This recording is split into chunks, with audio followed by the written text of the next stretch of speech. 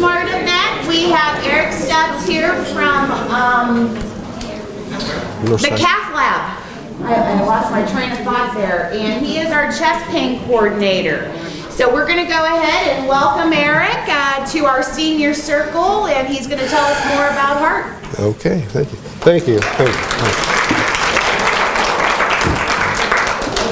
you. Can you hear me? Okay. Good morning. Again, my name is Eric. I'm a registered nurse here in cardiovascular services. Been in healthcare for almost 30 years now, in cardiology for about 20 years. And cardiology is something I love. So hopefully I can give you some information today that you can take home. Can you hear me now? Can you hear me now? No. So, I'm sorry. I've never used a microphone before either, so I'm new at this too. So if you can't, thank you. I was gonna say, if you can't hear me, don't hesitate to say speak up. So I don't have a problem with that. So today we're going to talk about a little bit about cardiovascular disease and primarily about early heart attack care. We're going to go through that today and give you some things, some tools that you need to make sure that you and your friends and loved ones get the health care they need in an emergency, particularly if it's of cardiovascular nature. So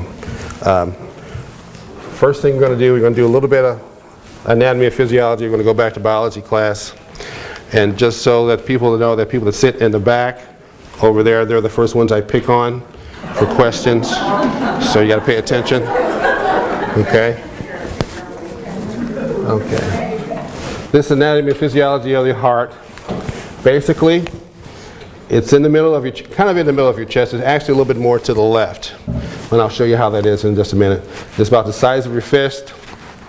What does it do? It pumps blood throughout your body. It weighs about 7 to 12 ounces. It's not very big, but it does a really big job. It pumps about 1,800 gallons of blood. It beats over 100,000 times a day. I brought a model with me today. It's about approximately the size of your heart here. If everybody can see that. And you can see it's about the size of your fist. It fits right in my hand. That's the size of your heart. It sits in your chest about like this orientation. So it's actually more to the left, not right in the center, but more to the left over here. And that's because of the structure of the lungs. On the right side of your heart, your lungs have 3 lobes, and on the left side there's only 2 to accommodate the heart, but it sits about right here. Okay. And we can take a look at this later if you want to, because it comes apart and can show you the insides of the heart as well. But I brought that just to kind of demonstrate how small it really is compared to the rest of your body. But then again, you know how vital the heart is to survival. Okay. Quickly, we're going to go with the anatomy here. This is the aorta, this big arch right here. That's the big main pumping artery that comes off your heart. And off the top of there, you see these vessels up here at the top. Those are the blood vessels that go up into your head, up your neck, like your carotid artery, and goes up to your brain. So that's the key area that we look at when patients are having strokes. We look at the blood flow from that part of your heart up into your head to see if there's any clots or any narrowing in that blood vessel that's causing problems to your brain. But stroke is a different topic. This artery here, down this side, is called the right coronary artery. It supplies the right side of your heart and part of the bottom side of your heart. This is the left coronary artery here, and it breaks off into 2 branches called the circumflex, which comes around the top and the back side of your heart, and this supplies the main pumping chamber of the heart, the left ventricle. It comes down the front of your heart. That's where you most commonly see issues with there's heart attacks with any involvement of the blood vessels here. It's usually, this is where you see most of those instances where the arteries are blocked and causing heart attack here. This is the left main coronary artery. Now we're going to talk about what happens when a heart attack is in progress here. As we know, the statistics show that heart attack is the #1 killer of adults more than cancer or any other diseases. Oh, sorry. And we think we average over 4,000 heart attacks each day in this country. over 600 heart attacks, deaths during the year. And hundreds of thousands of people can survive but are left with a damaged or weakened heart after the heart attack. The three main presentations of an acute heart attack you see is usually sudden or severe pain that can literally stop you in your tracks, or gradual increasing pain which causes damage occurring over a period of hours, or you can have a very early presentation which is mild symptoms which can occur over hours or over days. And this is what makes early heart attack care important, that last one there, the very early presentation, because a lot of times we will ignore those symptoms. Now, this is an example, just a graphic of what's called angina pectoris, or some people call it angina or chest pain, and what causes it. Angina occurs when there's a decrease of blood flow to the heart muscle, because it's pumping all the time, and you can't see very well here. But what happens is that with the decrease of blood pressure, there's a decrease of oxygen to your muscles. And your muscle needs oxygen to pump and to work efficiently. So when it starts losing oxygen, that's when you start having those first symptoms of chest pain or chest discomfort. Commonly caused by a blocked artery, which is an example of that there. You can see here, this little yellow area here is like cholesterol under the cells on the inside of the artery, and then there's something gets in between those two that completely blocks the artery, usually a blood clot. That's what happens there. And then you start having chest pain. And that lack of oxygen to that area that needs a blood flow is called ischemia. Ischemia simply means there's just not enough blood and oxygen getting there. And it starts to affect that tissue that's getting the decreased oxygen flow, and it actually will start to die. And that's what you feel as your angina or your chest pain. And this is an example of what it looks like in a normal artery, and an artery that may end up getting blocked and causing that ischemia. In a normal artery structure, you have three levels. You have an outer level, the middle layer here, which is of the artery wall, which is actually a muscle layer. This is actually muscle tissue here. And then you have like an internal lining of that vessel. That's what it looks like normally. If it's clean, it just looks just like a water hose, and blood just flows through freely. But what can happen when you have coronary artery disease, depending on your diet or your heredity and your exercise pattern, or what you do for exercise, you can have an elevated level of cholesterol in your blood. And what happens is that when you have the elevated cholesterol, the cholesterol will build up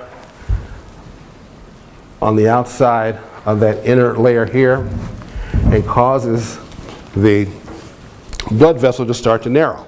And as it narrows, and it happens over time. They say it takes about 20 years actually to get to the point where your blood vessels actually start to close down from high cholesterol. But what happens is the cholesterol builds up under that inner layer there, and eventually what happens, because there are other symptoms that contribute to heart disease, particularly high blood pressure, which is very common, is when that cholesterol builds up and you have high blood pressure, what can happen over time is that the pressure in that area increases, and it can increase enough where it causes what's called a shear function on that cholesterol layer, and it causes it to break open.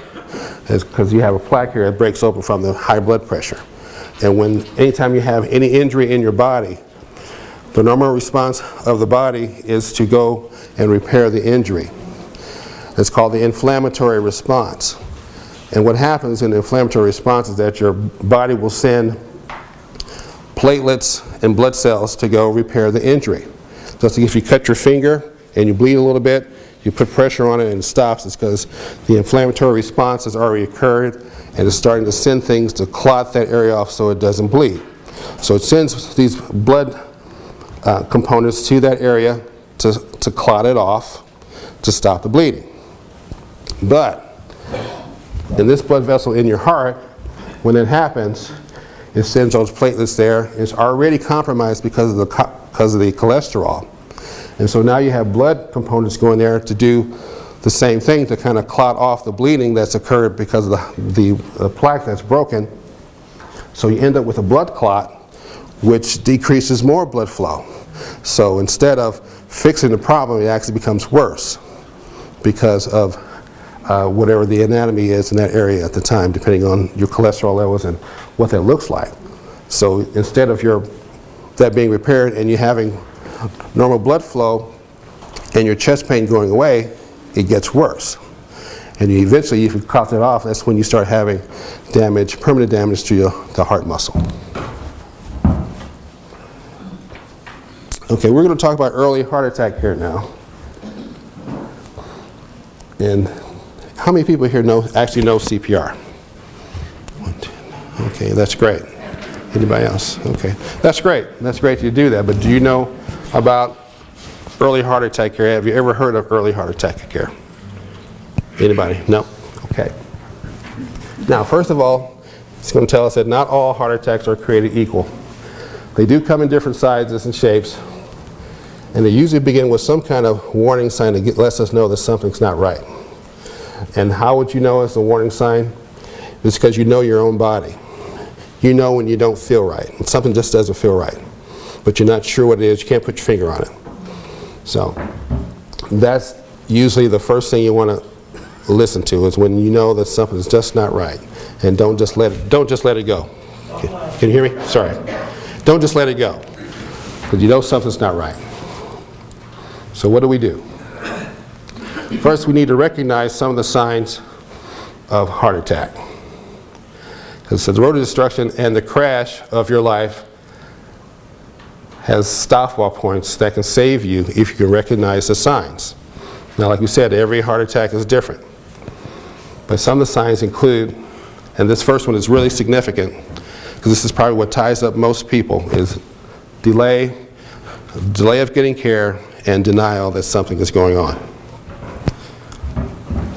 You might have experienced some mild chest discomfort, or you may have severe chest pain. And then the heart attack comes when you actually have damage to the heart muscle, and that damage can be permanent. When that happens, you'll end up in a situation where your heart is weaker, and you'll probably have a lot of medications that you'll have to take to kind of help you keep going. Okay.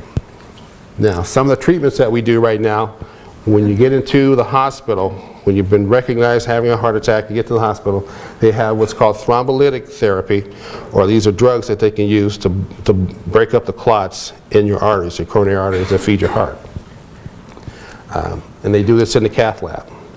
Also, there's a procedure called an angioplasty, which is a procedure where they take a balloon on the end of a catheter, and they can go into the blockage in the artery in your heart, and they blow up to the balloon, and it opens the blood vessel back up again to restore flow.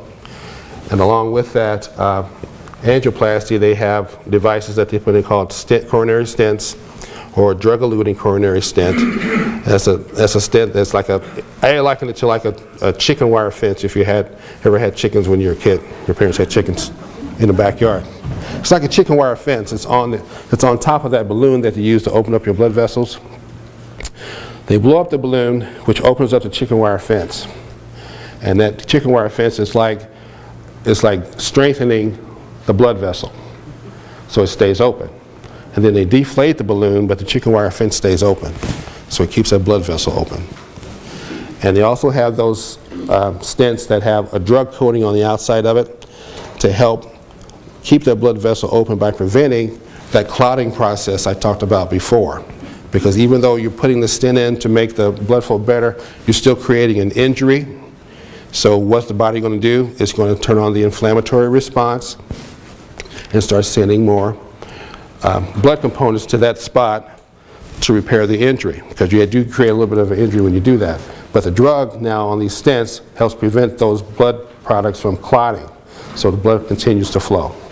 And the drug is usually there for 2 or 3 months, and then you're usually good to go after that, because the cells in your body will cover up that stent, and there's no risk of the clotting now because that area is already healed. So that's the advantage of the drug-eluting stents.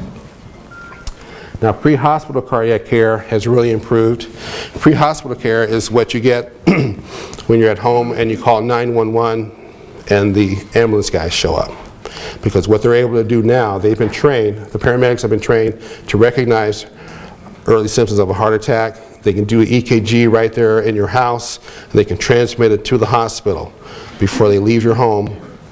A physician looks at it in the emergency room, and then they determine that the patient is having a heart attack, and that determines whether, when that patient gets to the hospital, whether they're going to stop and try to start some care there in the emergency room, or whether you're going to go straight from the ambulance into the cardiac cath lab to save your life. So that's the advantage of the pre-hospital cardiac care. Okay. Now, decreasing in hospital time to treatment saves heart muscle. That's why we developed that pre-hospital care, because if we can determine that you're having a heart attack right away, the key is to get you in and get you worked on as soon as possible. The goal is 90 minutes, because time is muscle. The longer you wait to get care, the more chances and more damage you're going to have to your heart muscle. So it's important when you start recognizing the symptoms is to get to a healthcare facility as soon as possible. Okay, a little bit of data here. It's that 25% of heart attack victims will receive, only 25% receive that thrombolytic therapy. And then only 10% of those receive that therapy within the first critical hour. That's that hour, 60 to 90 minutes that we need to get you into the hospital right away. But most heart attack patients don't benefit from these optimal medical advances because, why do you think that is? That's what I mentioned before. This is the biggest factor that affects most of us, is that we delay. We delay. And we deny that we're having a symptom. We deny that anything going on because we don't want to be sick. We don't want to have a heart attack, but that's what's going on. It's just because it's just human nature to think that way. So, well, I'm okay. I probably just worked a little bit too hard, a little stressed. I'll just sit down and I'll be okay. But you want to be able to recognize and respond to those early heart attack symptoms and get health care right away. And it's the difference between life and death. It literally is. Okay. Now, why EHAC? In early care, if you're learning to recognize and respond, even mild symptoms that you can occur with normal activity. Even for me, if I'm out working in the yard and I start getting maybe a little short of breath, I would probably attribute it to the fact that I'm working hard in the yard. It's hot outside. But it could be your heart. Your heart's not getting enough oxygen to allow you to do that work. But you have to recognize that and know in yourself. And later, if you continue to delay and it gets later and later, those mild symptoms may turn into incapacitating pain, meaning pain that stops you in your tracks. You have to sit down, you have to lay down, or you have to tell somebody, am I hurt? Am I having chest pain? I don't know why. And it's going to actually, like I said, it's going to stop you in your tracks. It says diminished activity here. That means you're going to stop doing what you're doing.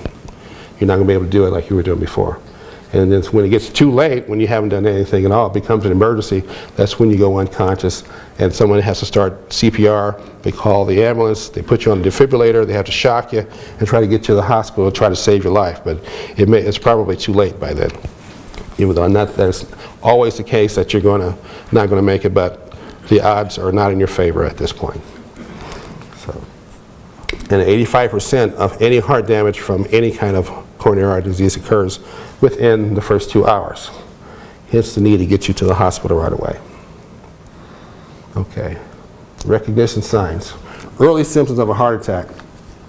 They don't have to be like those first three we talked about before, as far as the incapacitating pain and things like that, or even mild pain. It could be things that are non-specific. Particularly if you're female, or if you're diabetic.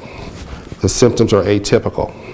It's very different. I'll give you an example, particularly of the diabetic event. You can have weakness, fatigue. You can feel clammy, start sweating, get nausea, or symptoms of like indigestion.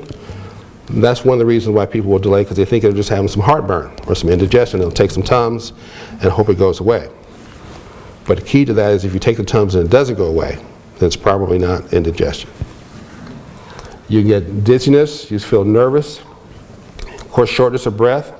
You can have neck pain, back pain, jaw pain sometimes, and not have any chest pain. You can have pain in the other areas that you don't normally have, but you'll know it because you won't feel right. It just doesn't make any sense. Feeling of doom. I don't know if anyone's known anybody that felt like, something was going to happen. The feeling of impending doom, like you know that you're getting ready to die. And I'll just say it just like that. That's what patients have told me. So it felt like I just knew I was going to die. Just knew I was going to die. And that is a terrible feeling. That's a terrible feeling. And see, even something as simple as elbow pain and not having chest pain could be related to coronary artery disease, or maybe you're having early symptoms of a heart attack. Okay. Here's some specific symptoms. We talked about these before. You can have some chest discomfort, chest pressure. That chest pressure, some people will liken it to, like, they say, like an elephant sitting on my chest. That's what it feels like. It's not a sharp pain, or sharp, like if you get stuck with a needle or something like that. It's usually a dull sensation. It feels like something really heavy on your chest. You can have a chest ache, you can have a burning sensation, or just a feeling like there's something in your chest, a chest fullness that that you've never experienced before. It feels like there's something like growing in your chest, or something that's in there that's not, that you've never felt before, which is kind of an unusual symptom, but it does happen. Okay. Now we talked about the difference with women. It said each year heart disease claims more lives for women than any other health condition, and it's growing.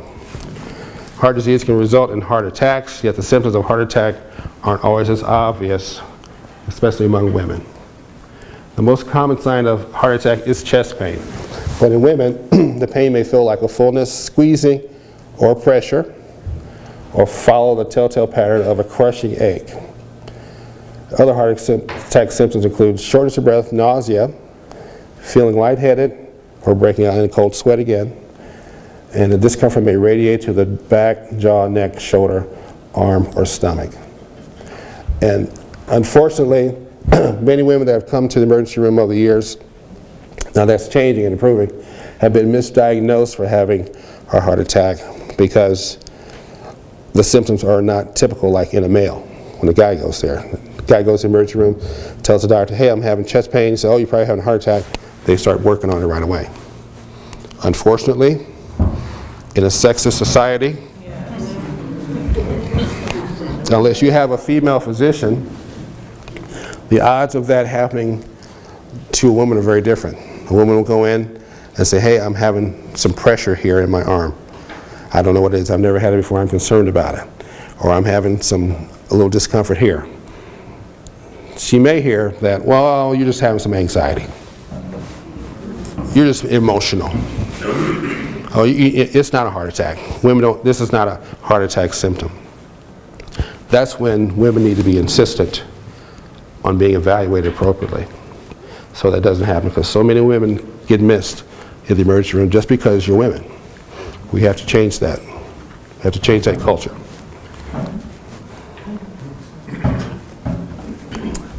Okay. All right. Early signs of a heart attack present in up to half of our heart attacks. And they can suddenly accelerate preceding the heart attack. That means they start getting worse just before the heart attack happens. That's kind of an imminent thing. Sometimes that's when that feeling of doom starts to come on too. It starts getting worse and worse and worse. And they usually appear within 24 hours before the acute heart attack, but they can begin 2 to 3 weeks before as just some mild symptoms. And the duration of those things can vary from just a few minutes to several hours. So that's why it's important to be aware of the changes in your body, the things that are going on. And they usually can be intermittent with a pain-free period before the onset, and then of any acute occlusion happening in those arteries that we talked about. It can come and go, in other words. You can have pain, then it goes away, so you think, oh, it's okay. And then it comes back again, and you start, and you say, well, I'll see if it goes away again. And it goes away, and then it comes back again. So, okay, we're going to go back and talk about delay and denial symptoms again. Because denial and procrastination is our number one heart enemy. That's what I said at the beginning. So that's our biggest enemy, is delaying, getting care, and procrastinating, because you don't really believe what's going on with your body. Some of the reasons why we delay. We talked about this. Oh, it's not serious. I'll just rest a little bit, and I'll be okay. I'll take a nap. I'll feel better. Well, I hope that you wake up from your nap. But some of the reasons why we delay, like I said before, is you think it's nothing really serious. So he said, I'll just sit down and rest for a bit. I'll be okay. You'll take a nap. And as I said, hopefully you wake up from your nap. I'm too busy right now. How many people have probably said that? Or do you know that said that? I'm too busy right now. I don't feel too bad. I'll continue what I'm doing. If it continues, maybe I'll call my doctor and make an appointment to go see her or him, when you really need to go to the emergency room as soon as you can. I hear this a lot. I hear this a lot, particularly from our seniors, that I don't want to be a problem. Even when they're in the hospital, when they're having problems, they won't hit their call light because I didn't want to be a problem. I don't want to be a bother. I tell them, say, I want you to be a bother. I want you to make a lot of noise because that's why you're here. We're here to make sure that you're getting the health care that you need, and we want to make you better. But please encourage your friends and family not to feel this way. You're never a problem. That's why we're here. That's why hospitals are here. That's why we have emergency rooms. That's why we have advances in health care. And that's why it continues, because we want to make sure that these things are not happening to people. So you're never a problem. It's never a problem. And it's not a problem if you don't say something. So you got to say something to be a problem. But don't be afraid to speak up about it. And don't be afraid to call your doctors in the middle of the night. That's what they get paid for. That's what they get paid for. They get paid a lot of money. They get paid a lot of money. So don't feel bad about waking them up at 2 o'clock in the morning and say, hey, I'm having this problem, what should I do? He's probably going to tell you, go to the emergency room. Okay. Now this is something that I wasn't aware of until I went through this presentation about how we can easily influence our paramedics into not taking us to the hospital. So, by patient rationalizations, meaning that, oh, I'm okay, yeah, we didn't need to call you, go home, go back, I'll be okay.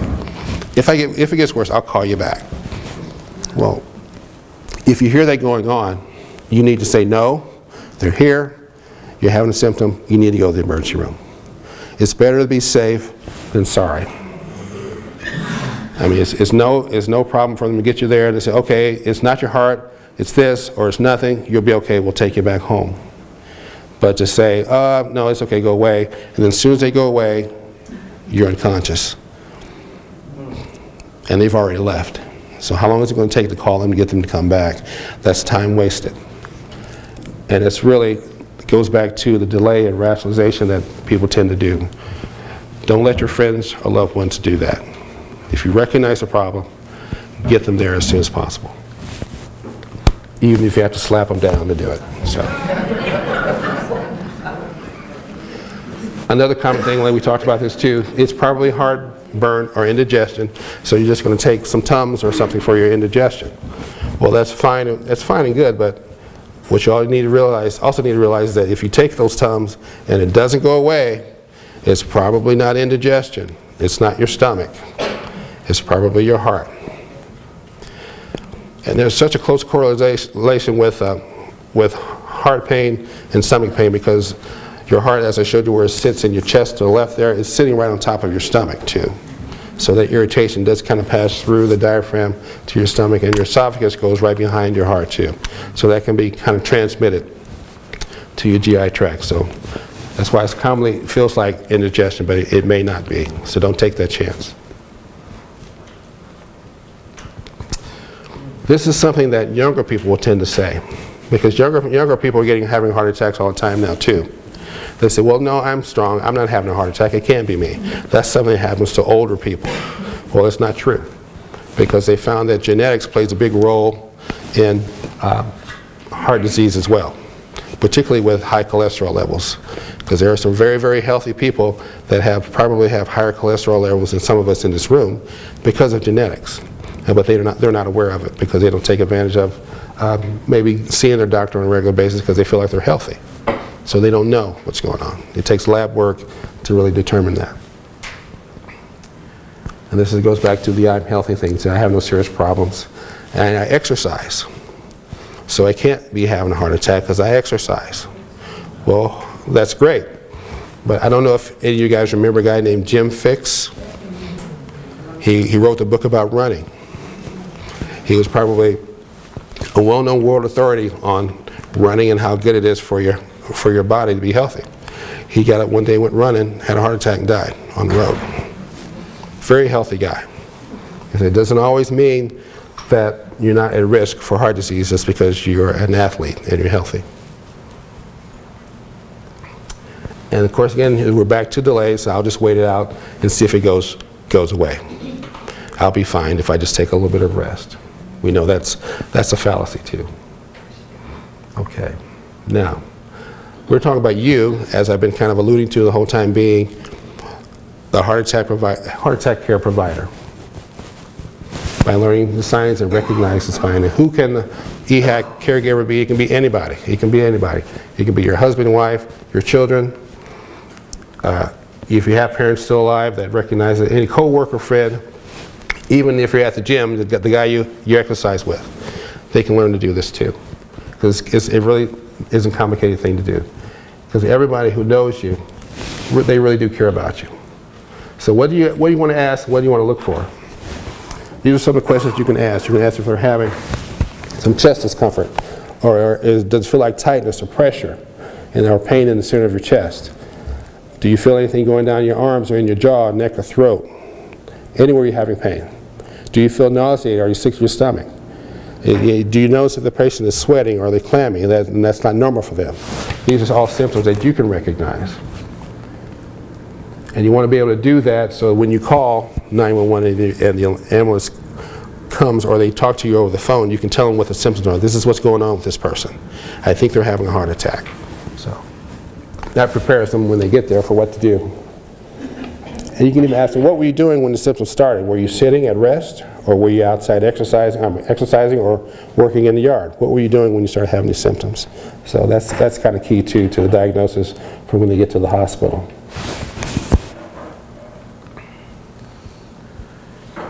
Okay. And as we said before, as I mentioned, check out your early symptoms, and it's better to be safe than sorry. Call 911, because the paramedics have excellent evaluation tools as part of their pre-hospital care protocol. And offer to call their spouse or family member if that person becomes anxious or if they're on their way to the hospital and you know that they haven't been notified, the family hasn't been notified. And if he or she refuses to seek help, enlist friends or family members to help to convince them. That's what I mean by maybe you have to slap them down to get them there. Don't take no for an answer in those situations. Be personal, be persistent.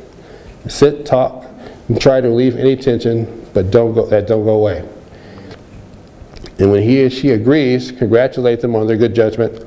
And if all else fails, take charge, be aggressive, and get the patient to the hospital. So listen to your heart and be a winner. Be aware of pressure, not necessarily pain in your chest. And be aware if it increases with activity or subsides when you're resting. Don't try to rationalize it away, and be honest with yourself and with others. Always call 911 or have someone drive you to the nearest emergency room. At this point, don't go to your doctor's office or wait for an appointment. Have someone take you to the emergency room. Early heart attack care is knowing the subtle danger signs and acting on them before the damage occurs.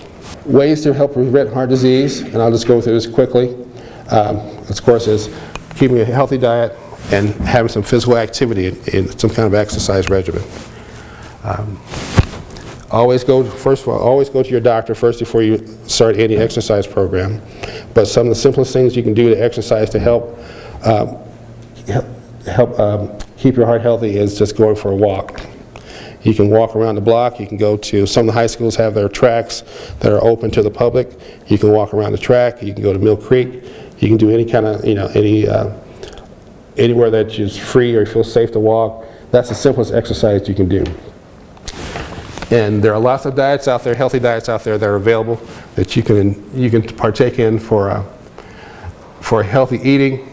But I would suggest, and under the direction of your physician, that you see a dietitian so they can kind of formulate and design something specific for you to help your heart.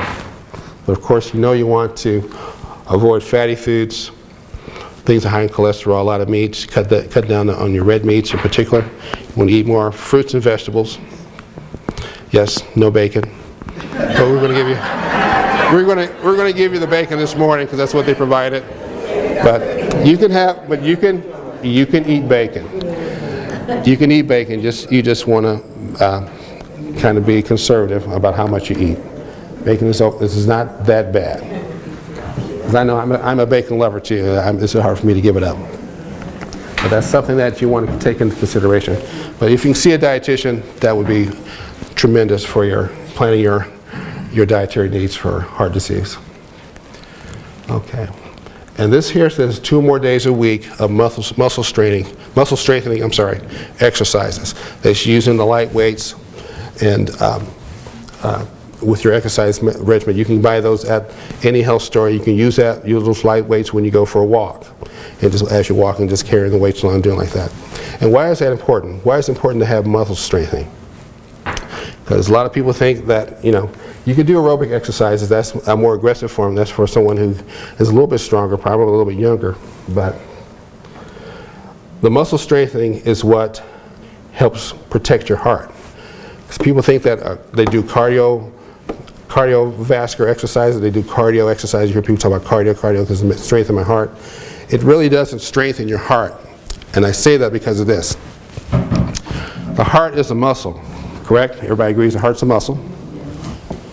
And when you exercise your arms and your legs, you're moving those muscles with weight, and you're trying to exercise, you're moving them. Well, the heart is a muscle that is constantly moving. So what more can you do to help a muscle that's moving 24 hours a day, 7 days a week? Not a whole lot, because that muscle is always working. So cardio is not so much helping your heart as it is strengthening your skeletal muscles, your arms and your legs. And that's important because if you can strengthen your arms and your legs, it helps your heart because your muscles also help assist blood flow through your body too. So if your muscles are strong in your arms and your legs, your heart doesn't have to work as hard to pump the blood. So that lowers your blood pressure, that decreases the oxygen demand on your heart, and protects your heart. So that's why the cardio is actually for your muscles and your arms and legs. It's not for your heart. So keep that in mind. So you want to exercise to keep your arms and legs strong, using the weights, building up muscle strength in those areas as well. Okay? All right. Now, some things to remember. It's never too late to learn the warning symptoms of a heart attack. And like we said before, not everybody experiences the same severe chest pain or the same symptoms, particularly if you're diabetic or female. We talked about that. And because the symptoms in women can be different than from men. Thank you for coming today. Thank you for having me. Thank you for your time. Appreciate it.